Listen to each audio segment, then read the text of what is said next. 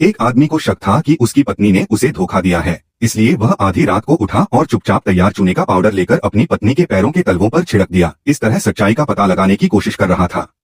अप्रत्याशित रूप से उसकी पत्नी ने जल्दी ही अपनी आंखें खोलीं और देखा कि दशान सो गया था। अन्ना ने दृढ़ता से अपना पजामा पहना, यह सुनिश्चित किया कि सब कुछ सुरक्षित है और चुपचाप नीचे चली गई।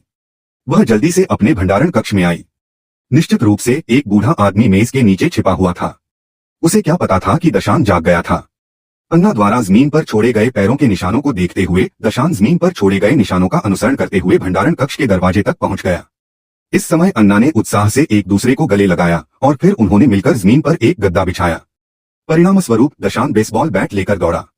अन्ना ने तुरंत बूढ़े व्यक्ति की रक्षा की और दशान के लापरवाह व्यवहार को रोक दिया। इससे दशान और भी उदास हो गया। जाहिर है दोनों की शादी को कुछ ही समय हुआ था, लेकिन उसकी पत्नी ने चुपके से टेकवे ऑर्डर करना शुरू कर दिया। इस समय बूढ़ा व्यक्ति खड़ा हुआ और उसने जमीन पर एक तस्वीर देखी। अन्ना ने मामले की सच्चाई बताई। यह पता चला कि कुछ दिन पहले ही अन्ना का एक गैंगस्टर ने पीछा किया था जब वह काम से घर लौटी थी। बस जब अन्ना को पता नहीं था कि क्या करना है तो बदमाश ने अन्ना को पकड़ लिया। अन्ना ने जल्दी से दया की भीख मांगी और अपने सारे पैसे दे दिए।